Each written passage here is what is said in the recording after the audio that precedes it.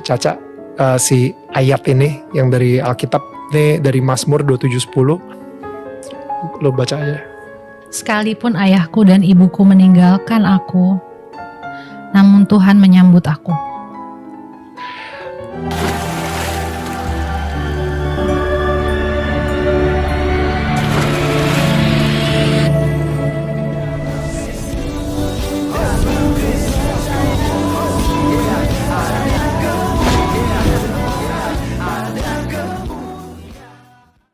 Salam Elechem Bishem Yeshua HaMashiach. Salam damai sejahtera di dalam nama Tuhan Yesus Kristus untuk kita semua. Teman-teman sekalian, kali ini kita akan dengarkan ya satu video yang viral sekali ya. Ada isu-isu bahwa si Marsyada yang disebut dengan Caca, ini artis teman-teman sekalian ya, yang ada di podcastnya si Daniel Mananta.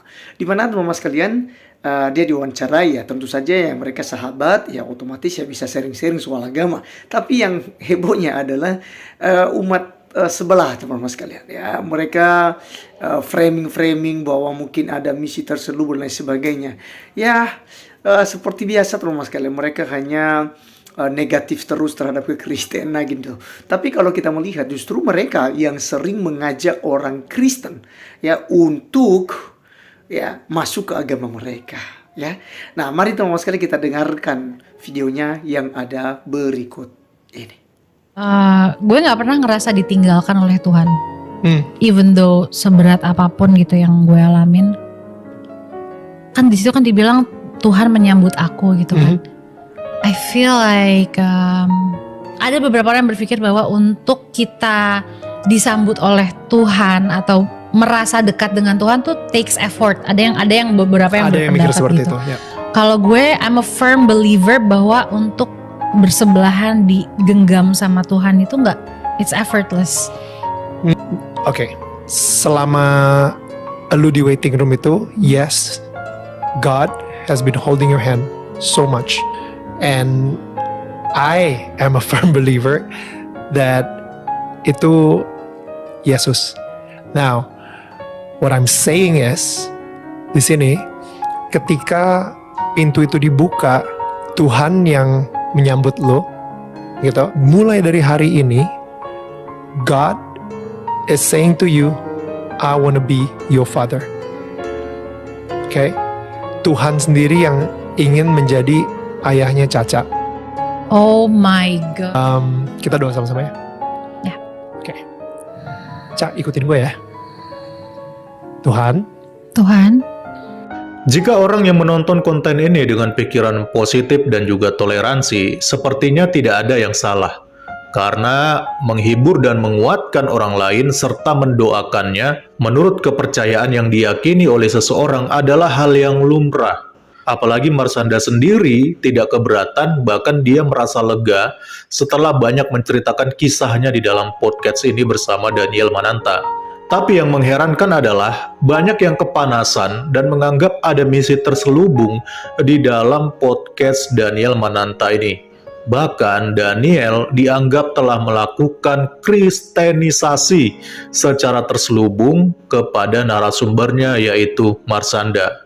Dan setidaknya itu yang terlihat di dalam komentar-komentar berikut ini.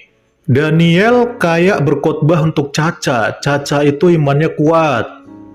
Ada udang di balik batu, padahal ilmu Islam Caca kuat. Gak bakal ngaruh, waduh. Inilah ya, memang tetangga kita ini dikit-dikit bawaannya curiga terus lo ya.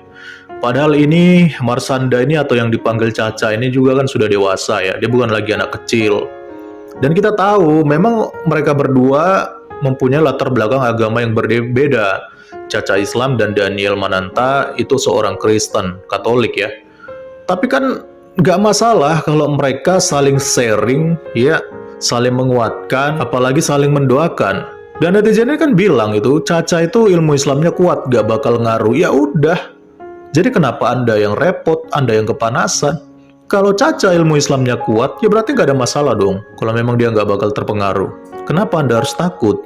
Hati-hati, kuatkan iman kita semua. Ada sesuatu di obrolan tetangga kita. Ini adalah salah satu ciri netizen yang cenderung merasa curiga ya. Bahkan dia membentengi dirinya dengan selalu mengatasnamakan hati-hati atau waspada. Dan biasanya justru orang-orang yang seperti ini tuh yang imannya nggak kuat. Ya, kenapa? Karena kalau orang yang merasa imannya kuat, dia nggak akan terganggu atau dia nggak akan terpengaruh dengan omongan orang lain atau dengan ajaran-ajaran orang lain. Dan dia akan menganggap itu sebagai bentuk daripada toleransi. Bukan justru dia merasa terganggu dengan semua hal itu. Bukan kayak podcast jadinya, malah misi terselubung. Nah, ini juga salah satu netizen yang bawaannya curiga melulu ya. Si Daniel lagi cari member lain untuk join. Untung Caca istiqomah. Kemon Daniel, ini bukan tempat khotbah lo. Caca itu Muslim Biril. Lah itu kan memang podcastnya Daniel, dan dia memang adalah seorang Kristen kan. Jadi kalau dia ingin menanggapi suatu narasi dari narasumbernya berdasarkan dengan kepercayaan yang dia miliki, ya itu sah-sah aja karena itu podcastnya dia. Ya, bahkan di dalam podcast itu dia bukan hanya mengundang artis, bahkan juga ada ustadz juga yang diundang seperti Ustadz Abdul Somad kemarin. Dan mereka saling bertukar pikiran, jadi nggak ada masalah. Kenapa Anda yang merasa terganggu? Kayaknya misi Daniel gagal deh, mengganti Tuhannya Marsanda dengan Yesus. Ya Allah, kuatkan iman Marsanda, amin. Aduh, saya malas nanggapi komentar yang begini ya. Misi terselubung, hati-hati bagi yang lemah iman. Teman-teman sekalian, itulah yang kita sudah dengar bersama. Dan perhatikan baik-baik teman-teman sekalian komentar-komentar yang sudah dibacakan oleh saudara kita Richard ya. Teman-teman sekalian, mereka selalu ya memframing, selalu punya pemikiran-pemikiran yang jahat sekali begitu ya. Ya memang orang-orang seperti ini memang suka mengadu domba begitu ya.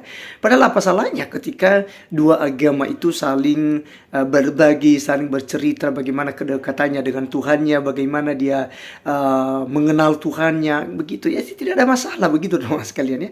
Dan lagi pula orang itu diberikan kebebasan untuk memilih agama dan kepercayaannya di Indonesia ini. Ya kalau memang Marsada kemudian itu mau memilih kekristenan, ya apa salahnya dengan Anda begitu?